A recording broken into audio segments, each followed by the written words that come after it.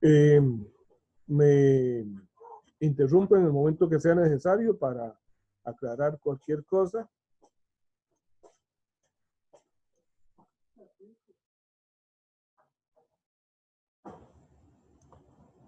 Ok. Esto es básicamente un mecanismo de 4 barras, ¿verdad? Recordemos por qué se llama 4 barras. Si aquí yo observo AB es 1, BC es 2, C y D es 3 barras. ¿Dónde está la cuarta barra? Sí, es porque el suelo es la cuarta barra fija. Ajá. ¿Cómo se le llama eso, el suelo? ¿Cómo se le llama? La bancada. Bancada, efectivamente. Entonces, la bancada siempre va a ser un eslabón más. Y algo muy importante, que yo no sé si se los explicaron, es que no necesariamente la bancada siempre va a ser continua. O sea, puede ser que tenga un punto de apoyo aquí A y otro punto por aquí arriba a la derecha, ¿verdad? Y entonces la bancada no necesariamente tengo que verlo como una continuidad de algo en mi análisis. Son puntos fijos, sencillamente. Y sigue llamándose así y se sigue considerando como un eslabón más. Bueno, en este caso que vamos a analizar, la entrada de movimiento está en el eslabón AB. A los eslabones les vamos a llamar por las letras de sus extremos y también los vamos a enumerar. Entonces vamos a llamar el eslabón AB, BC, CD y AD, que también van a ser respectivamente el eslabón 1, 2, 3 y 4. ¿Okay? La entrada de movimiento entonces en el eslabón AB, para nuestro primer análisis, vamos a hacer un mecanismo en donde la velocidad de ese eslabón es constante. Es lo más usual que la velocidad del eslabón de entrada sea constante. ¿Por qué creen ustedes que sea usual eso? ¿A qué creen ustedes que se deba eso que estoy diciendo? Que la entrada de movimiento de un mecanismo sea constante. Que normalmente viene esa entrada como de un motor o algo así que se va a comportar como un movimiento. Exactamente. Constante. Normalmente alimentamos ese movimiento con un motor eléctrico, ¿verdad? Y los motores giran a velocidad constante. Hay dispositivos mecánicos o electrónicos para variar las velocidades de los motores, pero para ponerlos en posiciones fijas. O sea, generalmente no es que decimos, vamos a darle vuelta una perillita para ir aumentando y ir bajando y subiendo la velocidad. No, lo vamos a poner en diferentes velocidades de operación. Por ejemplo, una máquina es muy útil poder variar la velocidad del motor de entrada, porque puedo poner entonces a trabajar la máquina a diferentes velocidades. Con ello, disminuir el consumo energético si el volumen de producción requerido no es muy alto. Pero entonces, esto no es como una simplificación, hay una idealización para facilitarnos el trabajo, sino que eso es lo más usual. Más bien, es atípico que la entrada de movimiento tenga velocidad variable. Ok. En ese caso, entonces, AB o el eslabón 1 se llama eslabón de entrada. Y si él logra hacer giros completos, ¿recuerdan cómo se le llama a un eslabón que puede hacer giros completos? Manivela. Manivela, exactamente. Ok. Ese eslabón 1 pasa el movimiento al eslabón 2 y el eslabón 2 lo transmite finalmente al eslabón 3, que por ser el último se conoce como la salida del mecanismo. Entonces tenemos entrada en el eslabón 1 o AB, salida en el eslabón 3 o CD. El eslabón que los une, ¿recuerdan cómo se llama? Ese eslabón se llama acoplador. ¿Ok? Entonces, el eslabón de entrada, el acoplador y el eslabón de salida. ¿Ok? Bien. En este caso, ustedes se imaginarán cómo se mueve el eslabón CD. Es similar como el movimiento de un limpiaparabrisas. ¿Ok? En ese caso, el eslabón CD, en este caso particular, por las dimensiones que le he dado al mecanismo, yo iba a cargar pero necesito levantar una máquina virtual, no quiero atrasarlos. Yo hice el montaje ahí en el software SAM. Tal vez dentro de un ratito lo ponemos un momento. Todos aprendieron el uso del programa SAM. Yo más o menos lo había usado, profe, cuando había llevado dinámica y que lo tuve que congelar. Y con Luis, el semestre pasado, ¿todo bien? No, Nosotros profe. tenemos No, uno que profe. se llamaba Linked, profe. Ok. Bueno, yo les voy a poner el link ahí para que lo descarguen. No solamente el programa, sino ahí una llavecita ahí para quitarle la protección. También un manual en español y lo vamos a ir viendo también en clase. Es un software muy sencillo, es limitado porque solamente permite hacer el análisis de mecanismos en 2 dimensiones, pero es bastante útil y lo bueno es que es súper fácil de trabajar. Entonces es una excelente herramienta para comparar nuestros resultados, las curvas que me dan nuestras hojas de Excel contra lo que tenemos ahí para darnos una idea de ver si vamos bien o cometimos algún error. Nos damos cuenta si cometimos algún error porque de repente las curvas del SAM y las de Excel son totalmente diferentes. Entonces, podemos echar atrás y revisar. Eso lo vamos a ver ahí. Muy bien. Disculpen, en este momento ustedes están viendo el mecanismo, ¿verdad? Sí, correcto, Sí, profe. ok. No es que Sí. yo aquí veo un recuadro, mi hoja de trabajo y de repente entré en pánico y mira, yo estoy hablando. Ok. Bueno. Entonces, ese movimiento intermitente hacia un lado y hacia otro, que va a tener el eslabón 3 o CD, ¿cómo se le llama a ese movimiento? Balancín. Movimiento de balancín, exactamente. Ese movimiento se llama balancín. Cuando es un movimiento intermitente, ¿verdad? De rotación hacia un lado y hacia otro.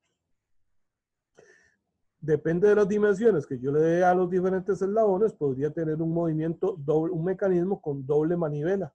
Eso significa que tanto el eslabón de entrada como el de salida pueden hacer giros completos. Adelantándome, la única manera de obtener esa condición, un mecanismo de 4 barras, es que sea un paralelogramo. O sea, que los eslabones 1 y 3 tengan las mismas dimensiones entre sí y los eslabones 2 y 4 la misma dimensión entre sí. Es la única forma en que puedo tener doble manivela. Bien. Entonces, el primer análisis que tenemos que hacer es geométrico. La idea es que nosotros vamos a conocer, obviamente, las dimensiones de todos los eslabones. Voy a conocer la velocidad angular de entrada. Y el ángulo cita 1, pues también lo voy a conocer, pero yo no voy a hacer un análisis para un determinado valor de cita 1, sino para todos los valores posibles. Entonces, lo que voy a hacer es una tabla en donde pongo a variar cita 1 desde 0 hasta 360 grados. ¿Ok? Entonces, lo que se trata primero en el análisis geométrico es de establecer los ángulos que definen la posición de los otros eslabones 2 y 3, que aquí he identificado como cita 2 y cita 3, que esos y todos se tienen que dar con respecto al eje horizontal. Entonces, la idea es establecer cita 2 y cita 3 en términos de cita 1. ¿Por qué? Porque ¿para qué necesito cita 2 y cita 3? Bueno, porque cuando grafique los vectores de velocidad de los puntos B, C, B y C, y cuando calcule las velocidades angulares del eslabón BC y de CD, voy a necesitar esos ángulos. Entonces, esos ángulos tienen que ser conocidos, pero variables. Tengo que ponerlos en términos de cita 1. ¿Okay? Bueno, entonces, en ese primer análisis, yo he trazado una línea entre los puntos B y D y he identificado una serie de ángulos adicionales. Me he adelantado con algo acá a la continuación de estas líneas rojas.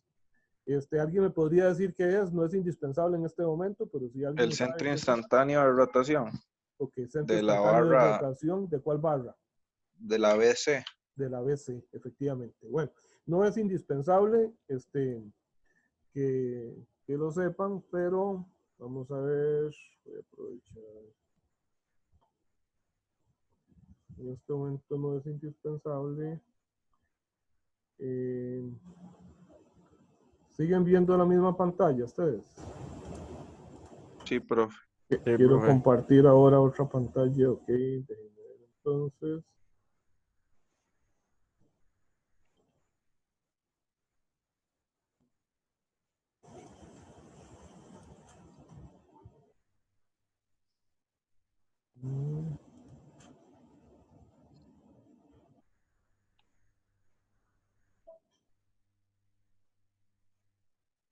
Acá. Ok, este es el mismo mecanismo y entonces resulta que si este eslabón AB gira en sentido antihorario, ¿cómo sería la velocidad de B? ¿Qué tipo de velocidad tendrá B? Tangencial Tangencial, efectivamente. Tangencial significa que es perpendicular al radio. ¿Y cuál es el radio? AB. El radio AB, efectivamente.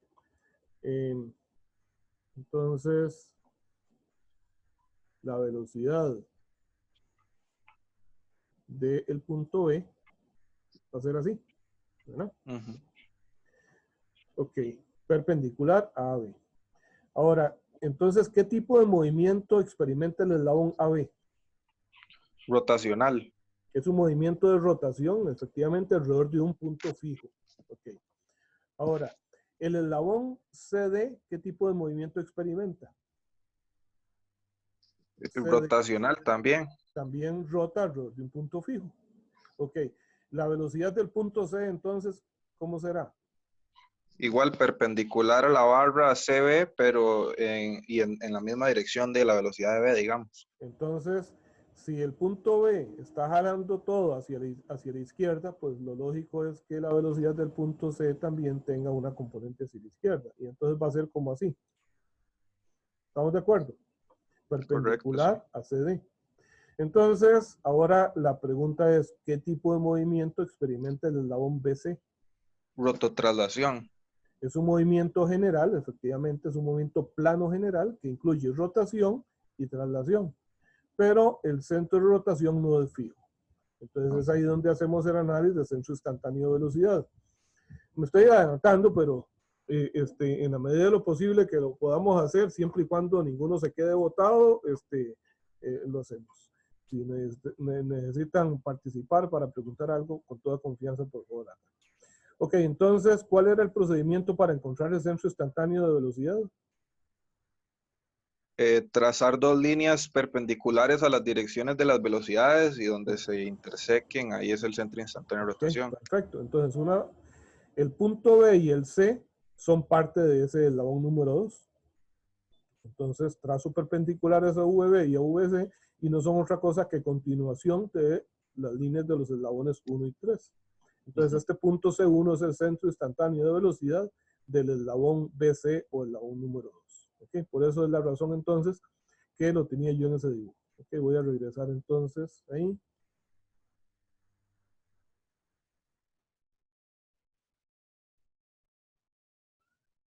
Ok, estamos acá entonces. Ahora sí, revisemos los ángulos. Aquí de nuevo está cita 2, cita 1 y cita 3. Pero es un problema geométrico un poquillo largo y entonces esta línea auxiliar la tracé para dividir ese polígono ABCD en dos triángulos ABD y BCD. Y entonces por ello los ángulos adicionales que aparecen por ahí. Entonces nuestra tarea a partir de ahora es tratar de encontrar todos los ángulos necesarios hasta llegar a tener una expresión que me diga cuánto es cita 2 y cuánto es cita 3 en términos de cita 1 y de las longitudes de los diferentes eslabones. Bueno, entonces lo primero que voy a hacer acá es un análisis. Veamos el triángulo ABD. ¿Qué conozco del triángulo ABD? Conozco dos lados, ¿verdad? AB, AD y un ángulo. ¿Qué puedo averiguar con eso? Si conozco dos lados del triángulo y el ángulo entre ellos, ¿qué podría averiguar? El otro lado. La distancia de B a D. Exactamente, por ley de cosenos puedo averiguar el tercer lado. Y una vez que averiguo ese tercer lado, ya conocería la longitud de todos los lados y un ángulo. ¿Qué podría averiguar posteriormente entonces? Los otros ángulos. Los otros ángulos. 4. Efectivamente. Los otros ángulos internos. Perfecto. Entonces, aquí está, hago el análisis de cosenos. ¿verdad? Digo que BD al cuadrado es igual a AB al cuadrado más AD al cuadrado menos 2 veces uno por el otro por el coseno de zeta 1, despejo BD. ¿Okay? Ya doy por un hecho que conozco BD. Algo muy importante en este análisis literal, ven que aquí yo no voy a poner nunca números. Ese análisis es totalmente literal. Los únicos números que van a ver son los subíndices o los exponentes, ¿verdad? Pero nunca como la dimensión de algún elemento. Algo importante de este análisis es que vayamos pensando que esas ecuaciones yo las voy a poner en una hoja de Excel. Entonces, posteriormente a que ya calculé BD, aquí viene el análisis de teorema de senos, ¿verdad? Teorema de senos, entonces, para averiguar zeta 4, por ejemplo. Entonces yo digo que AB es opuesto a zeta 4, ¿verdad? Y BD es opuesto a zeta 1. Entonces digo que AB es al seno de zeta 4, como BD es al seno de zeta 1, que es conocido. De ahí despejo cuánto es zeta 4, ¿verdad? Ok, pero cuando aquí necesito utilizar BD en esta ecuación, no tengo que copiar toda esta expresión por acá y hacer una fórmula gigante, no. Háganse en el cargo de que en una columna, en una determinada columna de mi hoja de Excel, ya yo determiné BD. Y ahora voy a tomar el resultado que ya está almacenado en esa columna para introducirlo en esta fórmula. ¿Me explico a qué me refiero? ¿Queda claro? O sea que yo no tengo que ir haciendo fórmulas gigantescas arrastrando todas estas cosas. ¿Alguien tiene dudas con respecto a eso? ¿Está bien? Bueno, continuamos entonces. Entonces, vean que ya averigüé BD y también zeta 4. ¿Ok? Bueno, entonces ahora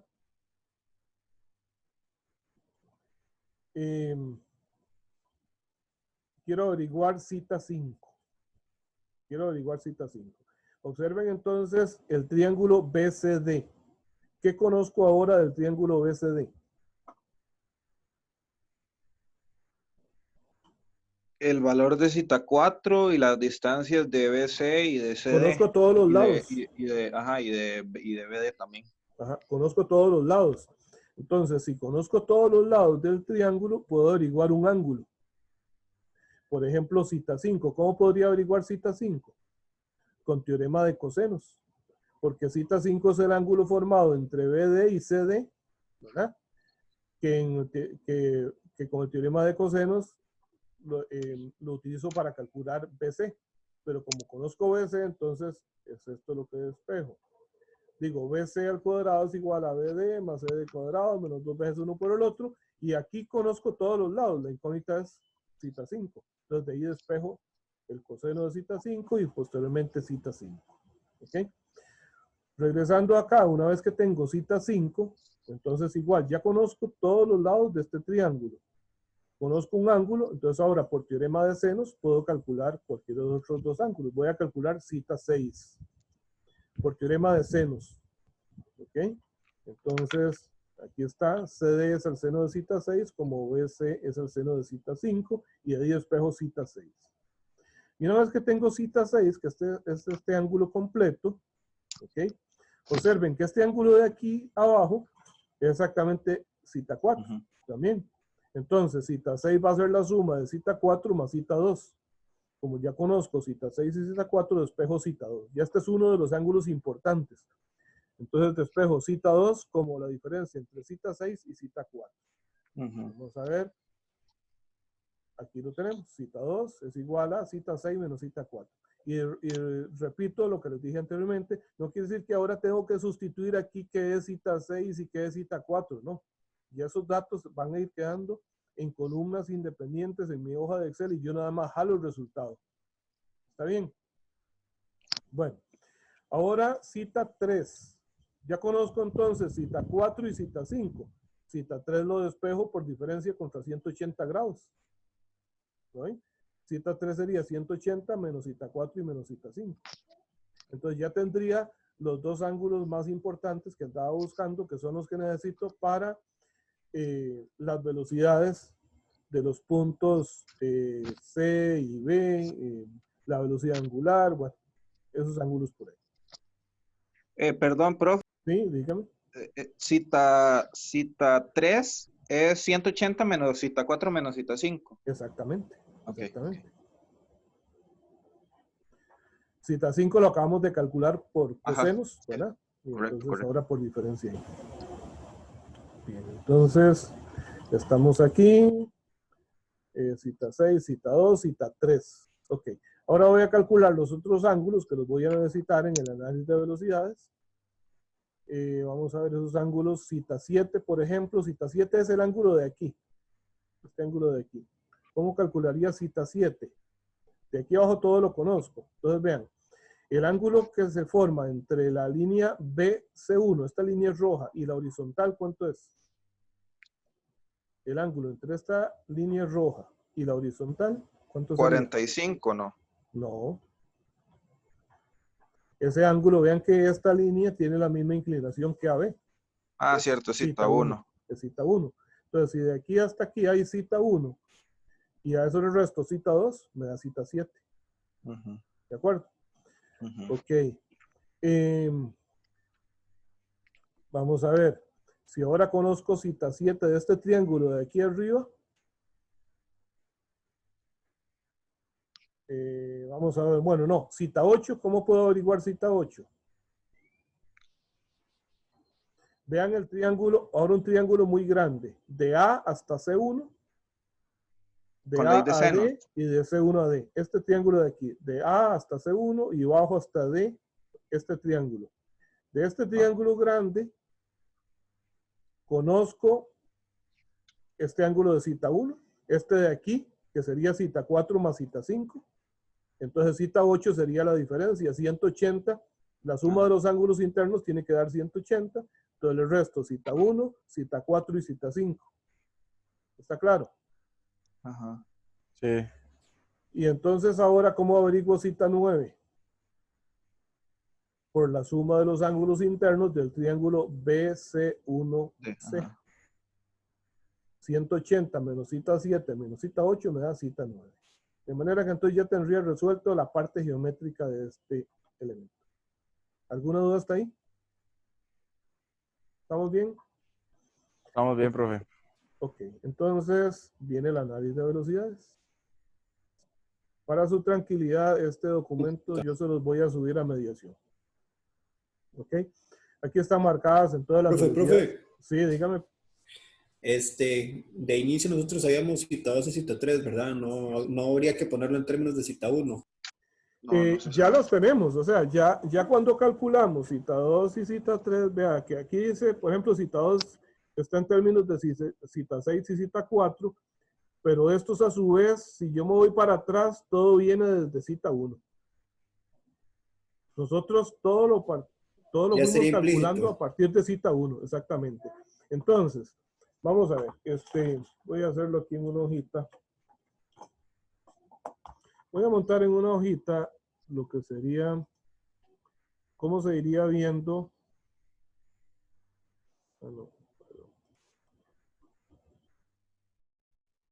Ahorita en mi hoja. Sí, profe. Sí, Sí, correcto. ok. Entonces, esto sería mi hoja de Excel con filas y columnas. Y entonces, por aquí, en un lado yo voy a poner AB, BC, CD, AD. Estos son los eslabones. Voy a poner ahí sus dimensiones. En una primera columna voy a poner cita 1. Y entonces su primer valor va a ser 0 y ahí viene hasta 360 grados. Ok. ¿Qué es lo que voy a poner en la siguiente columna? Bueno, el primer cálculo que haya hecho en mi análisis geométrico, que ahí dice que era la longitud de la recta aquella auxiliar BD. ¿Okay? Ahí tengo BD. Luego, con BD, el cálculo siguiente que yo hice fue calcular cita 4. Entonces pongo aquí cita 4. ¿Okay? Cita 4, para el cálculo de cita 4 no ocupo nada más que BD y algunas de estas dimensiones. Y ahí me lo voy llevando. Después de cita 4, que fue lo que calculé, voy a revisar acá. Calculé otro ángulo cita 5, cita 6. Hasta que finalmente llegué a cita 2. ¿Ok? y después de cita 2 hice algún cálculo más y le llegué a cita 3. Todos van quedando ahí. Entonces, estos que son ahorita como los más importantes, en las ecuaciones los voy a ver que dependen de cita 6 y cita 5, pero es que estos a su vez todos dependen solo de cita 1 y de esos valores conocidos. Entonces, la información es suficiente. Profe, una pregunta. Después de que nosotros calculamos esos cita 2 y cita 3, se Ajá. calculó cita 7, cita 8 y cita 9. Ajá, ajá. ¿Esos son importantes o Son con solo ver? son importantes porque los voy a utilizar en mi análisis de velocidades. Ah, ok. ¿Ok? Que es donde, Ok. donde vamos ahora entonces. Ok, entonces. Aquí. Bien, entonces, ahora sí, análisis de velocidades. Regresamos acá. Vean que están todos los mismos ángulos que calculamos antes, están identificados. La velocidad de B, tal y como hemos dicho, perpendicular a AB. La velocidad de C, perpendicular a CD. El centro instantáneo C1. La velocidad angular omega 1. Aquí puse la velocidad angular omega 3 porque ven que si la velocidad de C es hacia la izquierda, entonces ese eslabón está girando en sentido antihorario, ¿verdad?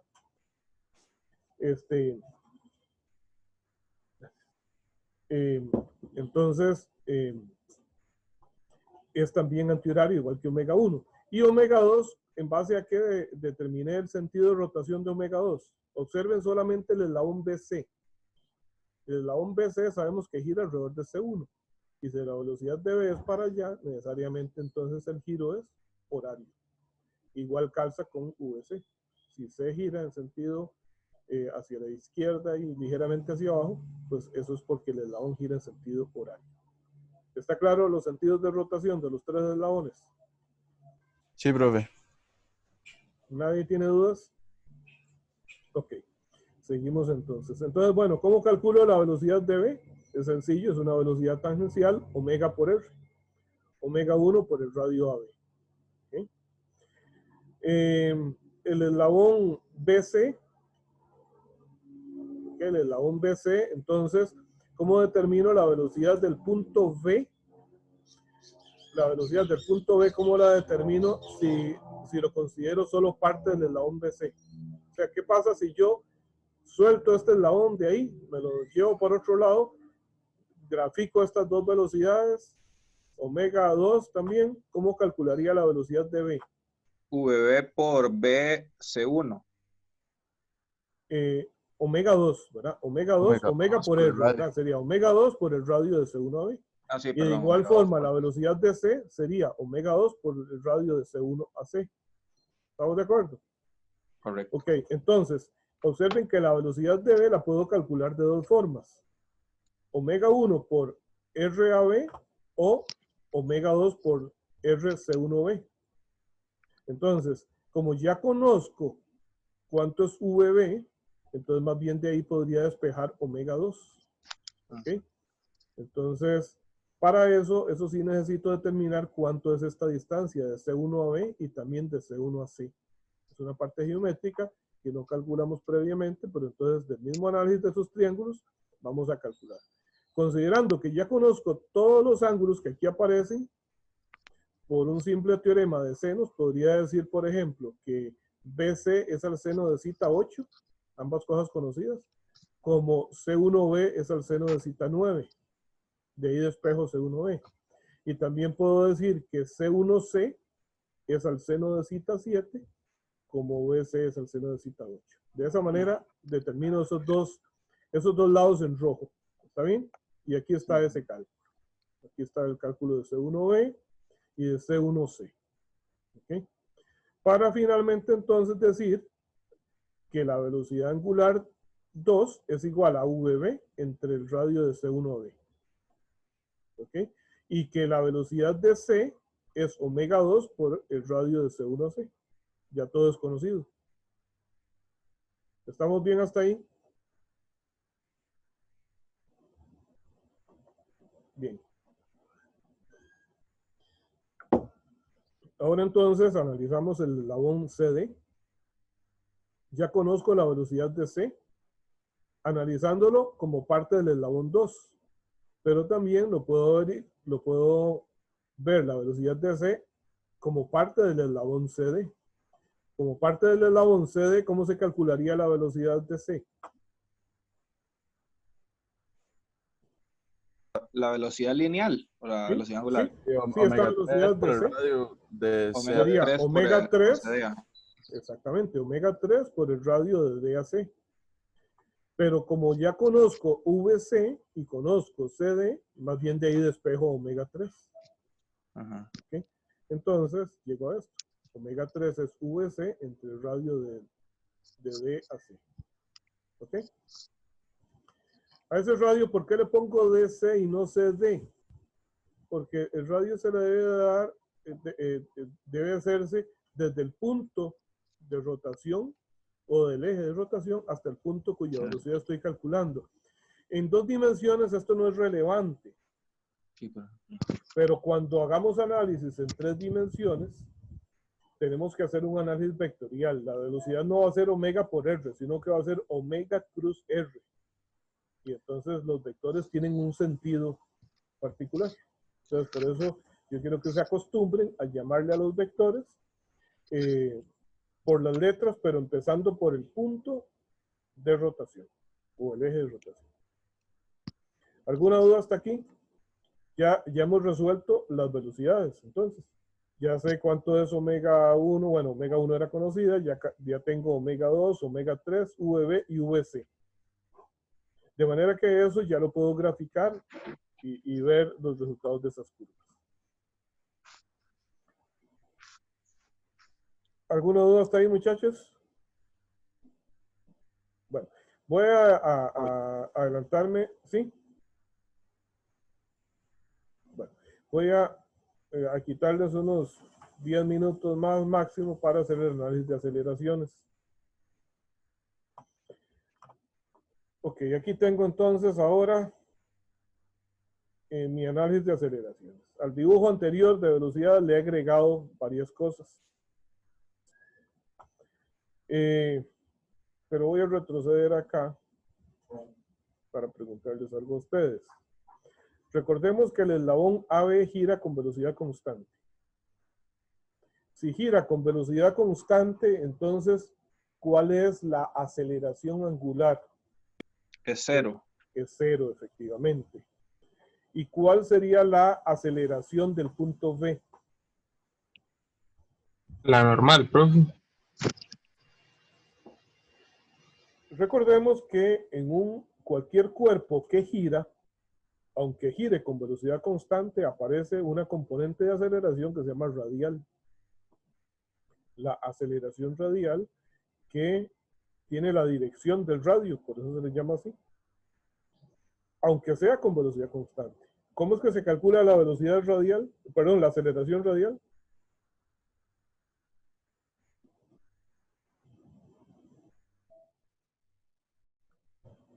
¿Cómo se determinaba la aceleración radial? La aceleración radial es igual a omega cuadrado por R. ¿Okay? O velocidad tangencial por R. Esa aceleración radial apunta, en ese caso, del eslabón AB, ¿verdad?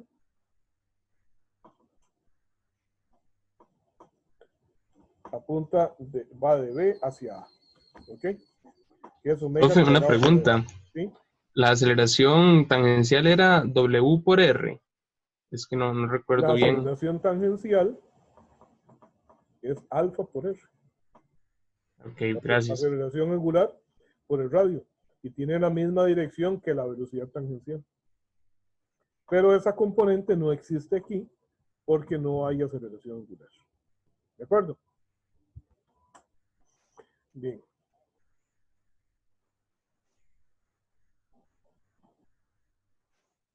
Entonces, el punto B solo tiene aceleración radial. ¿De acuerdo? Ahora, la velocidad angular 1 es constante. La velocidad angular 2, ¿ustedes creen que sea constante? No, variable por la rototraslación. Es variable, de hecho es variable porque el punto de rotación está cambiando constantemente. Y por consiguiente, pues también la velocidad de C sea variable y entonces la velocidad angular de 3, la velocidad angular 3 es variable. Eso quiere decir entonces que si hay un alfa 2 y hay un alfa 3. ¿Ok? Eso sí, muy importante tener en cuenta que, bueno, para un cuerpo que gira alrededor de un punto fijo, la aceleración angular tiene como centro el mismo centro de velocidad. O sea, la aceleración angular es del eslabón 3 es alrededor de D. Pero la aceleración angular 2 no es alrededor de C1. Yo no sé cuál es el centro de aceleración. Y profe, pero en ese instante, ¿sí es en C1 o no? No, ni siquiera en ese instante. Okay, ni siquiera en ese instante. El centro instantáneo de velocidad no es centro instantáneo de aceleración. Okay. Porque resulta que la aceleración de ese cuerpo no es solamente angular, ¿verdad? Entonces, la suma de los componentes me da un centro de aceleración variable también y que difiere del de rotación. Okay. Pero yo sí puedo suponer un sentido para esa aceleración angular. ¿Okay? Entonces ahora sí me voy de nuevo a ese diagrama en donde puse ya este alfa 2 lo he puesto como indicando un sentido de rotación, pero no porque C1 sea el centro de aceleración. ¿Okay? Entonces, el punto C tiene una aceleración radial, es este vector verde, y una aceleración tangencial. ¿Ok? Aquí está el alfa 3. Okay. Bien, pero para hacer el análisis de aceleraciones de la barra BC, resulta que no tengo suficiente información como la tengo para B y para C, entonces tengo que hacer un análisis relativo de aceleraciones. Y por eso he puesto estos dos vectores azules que de momento no los voy a comentar. Entonces voy a empezar por calcular la aceleración radial de B, sería omega 1 cuadrado por AB. ¿Okay? Y entonces ahora sí, en el análisis del eslabón BC, voy a decir que la aceleración de C es igual a la aceleración de B más la de C con respecto a B. Algo muy importante es que esta ecuación es vectorial. ¿Okay? Profe, disculpe, ¿no se puede volver un toquecito a la forma en la que calculó la velocidad radial de AB? La velocidad o aceleración. Y la aceleración, perdón, sí. Ajá. Omega, la aceleración radial de B, ¿verdad? Ya Ajá. en este caso, cada punto tiene su propia aceleración. Por ejemplo, cuando más adelante para análisis de fuerzas necesite la aceleración del centro de masa de este eslabón, entonces, si por ejemplo ese eslabón es recto y una barra recta y homogénea, entonces su centro de masa estaría a la mitad de la longitud entre A y B. Entonces Okay. la aceleración de ese centro de masa sería igual con esta fórmula, pero cambia el radio. Pero medios. Exactamente. Ajá. Ok, perfecto.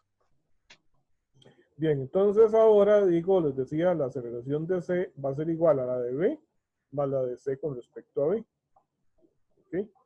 Vamos a ver si tenía... No, es que no tengo ese diagrama acá. Voy a verlo en el papel.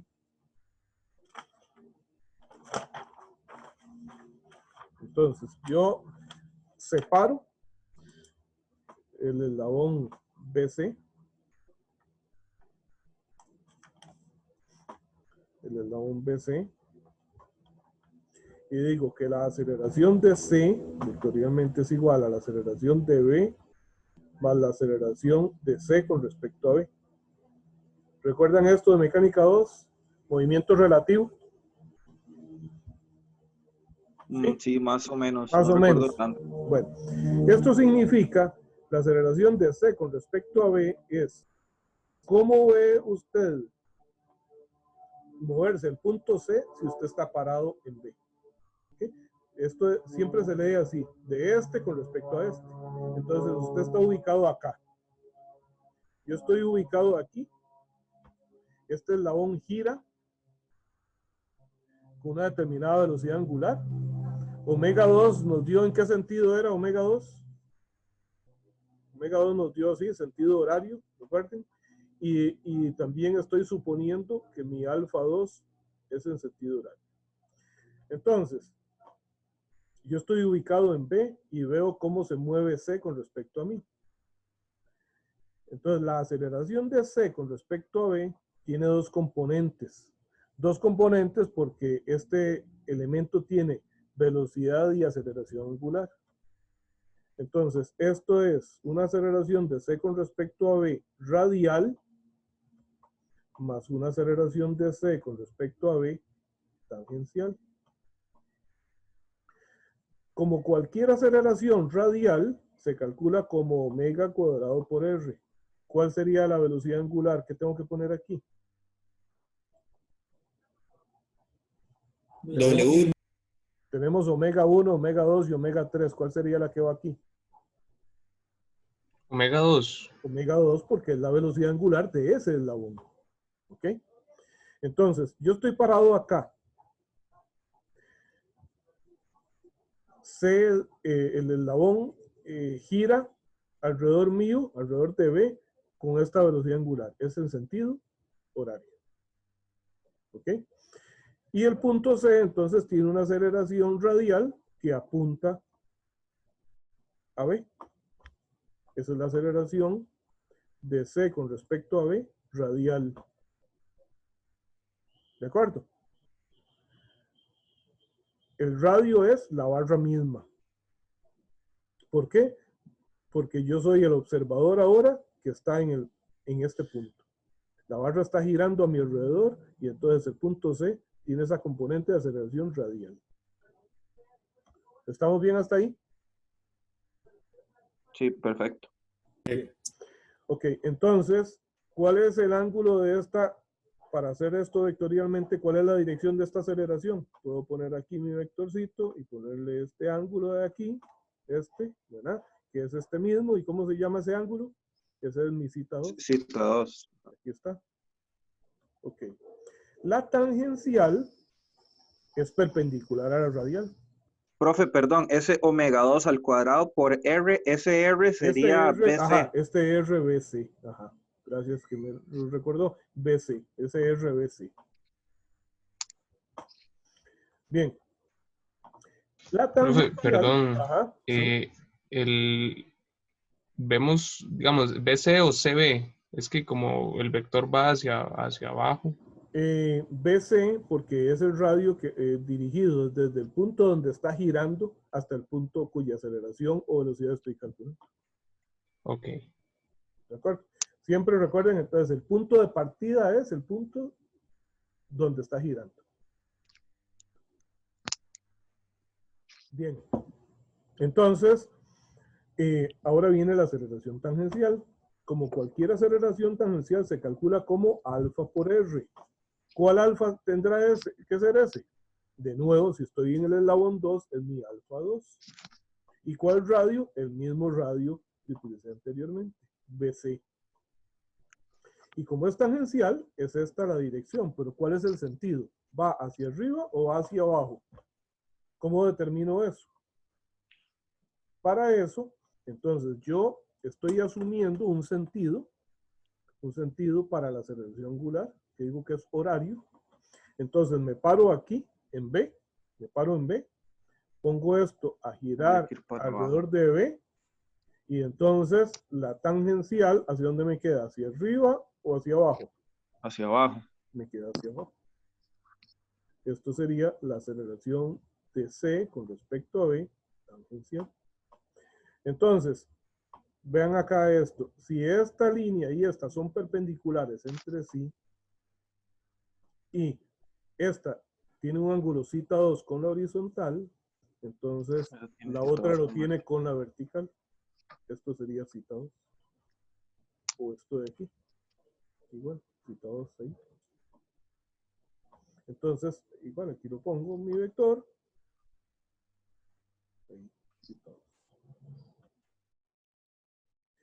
Y la aceleración de B son tres términos. Este que era 1 se convirtió en 2, ¿verdad? La aceleración de B, ¿cuál era?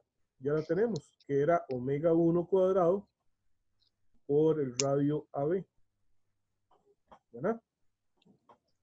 Y esa aceleración de B era hacia abajo y a un ángulo θ 1 con horizontal.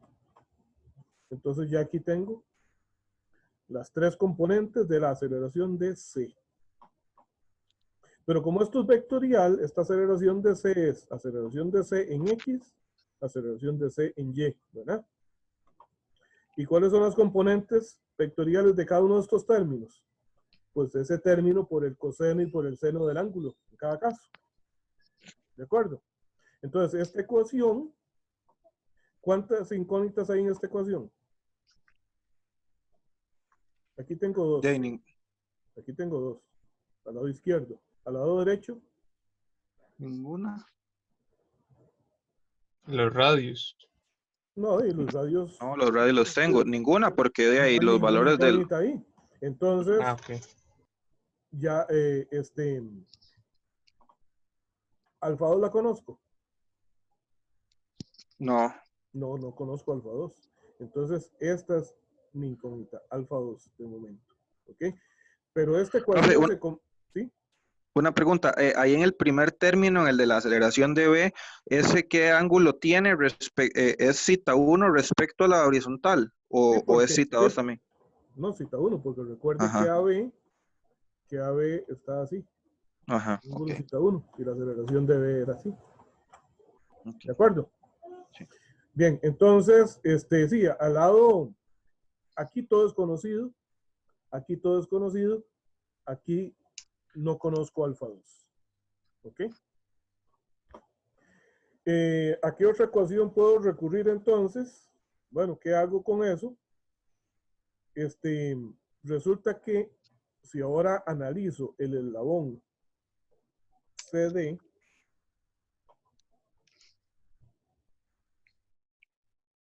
ese eslabón CD, viendo solo ese eslabón, él tiene una velocidad angular así, y voy a considerar una aceleración angular también así. Entonces, ¿qué aceleraciones tendría el punto C? Ana, viendo solo este punto, solo este eslabón. Angular. Una aceleración angular, sí, ahí está. Pero la Ah, aceleración angular o velocidad angular es para todo el cuerpo. Para un punto, si hablo de velocidades, sería velocidades tangenciales, y si hablo de aceleraciones, sería aceleraciones radiales o tangenciales. Entonces, el punto C tiene una aceleración radial que apunta hacia D. ¿Estamos de acuerdo? correcto, sí. Aceleración de C radial. Y tiene una aceleración tangencial. Aceleración de C tangencial. La aceleración de C radial, ¿cómo se calcula? Omega cuadrado o sea, omega 3 cuadrado Ajá, por por CD, el radio DC. Ajá. Y esto es conocido, ¿verdad? Correcto, sí. Y la aceleración tangencial de C, ¿cómo la determina? Alfa 3 por el radio de DC. Alfa 3 por un radio de C. Ok. Aquí no conozco alfa 3, ¿verdad? Ok. Entonces, estas dos vectores, yo conozco sus direcciones, ¿cierto? ¿Cuál es la dirección de esta radial? De C hacia D. Aquí tengo el ángulo θ3, recordemos, ¿verdad? Es un ángulo obtuso con respecto a la horizontal. Entonces, esta tangencial tendrá el mismo ángulo obtuso, pero con respecto a la vertical. Entonces, esto sería el ángulo así. Aquí es θ3, ¿verdad? Para esto. Y para la radial, voy a ponerlo aquí porque no me quedó campo. Aceleración de C radial, que apunta hacia allá.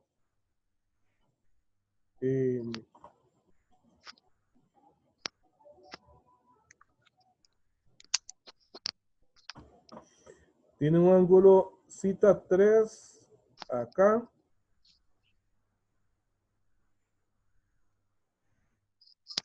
Aquí es zeta 3. ¿Okay? Y yo podría definir entonces un ángulo de 180 menos zeta 3 para ponerlo por aquí arriba, ¿verdad? Vamos a ver, este ángulo es 180 menos zeta 3 y es igual a esto. Vamos a ver, no recuerdo cuál fue el último ángulo que yo definí en mi análisis. Era, por aquello de los dudas voy a ponerle zeta 10 a esto. Y entonces zeta 10. Ese es el ángulo para descomponer vectorialmente esto.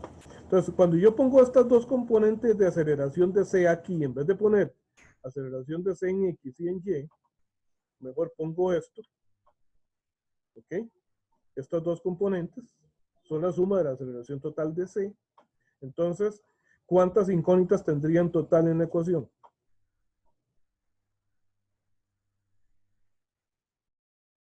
Dos, no, alfa 2 y alfa 3. Alfa 2 y alfa 3. Pero resulta que esta ecuación, como es vectorial, al analizarla en X y en Y, Tiene dos componentes. se Claro. descompone en dos ecuaciones. Entonces es un sistema de dos ecuaciones y dos incógnitas. ¿Está claro? Ujú, ujú. Ok, entonces ahora sí voy a regresar al análisis. Aquí está el análisis de aceleraciones relativas. Ok, aceleración de C con respecto a B radial y tangencial. Aquí está la suma de las dos componentes, vectorial, eso sí. Aquí está la otra parte de la ecuación, al lado derecho. Entonces, ¿verdad? La aceleración, aquí está, ¿esto qué era? ¿Esta componente qué es? Omega 1 cuadrado por AB. La velocidad, la aceleración radial. Esto es la aceleración de B, ¿verdad? Ajá. Esto es la aceleración de B más la de C con respecto a B radial más la de C con respecto a B tangencial. Aquí está. Esto es la aceleración total de C. Ok, aquí entonces lo que hice fue descomponer esta misma ecuación en componentes X y Y. ¿Verdad? ¿Qué hago? Con ayuda de los vectores que dibujé ahora anteriormente, ¿verdad? Que también están aquí. Aquí están esos vectores. Con ayuda de esos vectores, entonces, la descompuse en componentes X y Y, cada uno de esos términos de aquí de la derecha.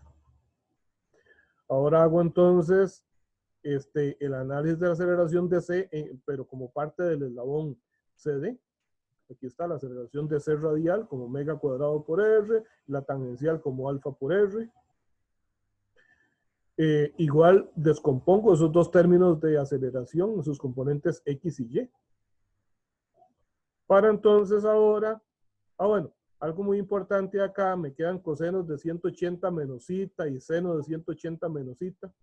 ¿Verdad? Estoy hablando de zeta 3. Recuerden por qué fue que hice esto, 180 menos el ángulo, porque es un ángulo de más de 90, es un ángulo obtuso. Entonces hay un par de relaciones trigonométricas importantes, como que el coseno de 180 menos un ángulo es igual al menos coseno del ángulo, y que el seno de 180 menos un ángulo es igual al seno del mismo ángulo. Entonces sustituí esas relaciones trigonométricas ahí para que las ecuaciones no queden tan grandes. Aquí está de nuevo la aceleración de C en X y en Y. Y entonces ahora esta componente en X la igualo a esta componente en X y las componentes en Y entre sí también, ¿verdad? Para tener entonces dos ecuaciones y dos incógnitas.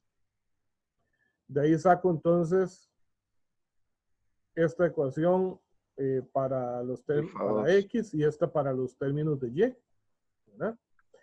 De manera que entonces sí, las incógnitas son alfa 2 y alfa 3.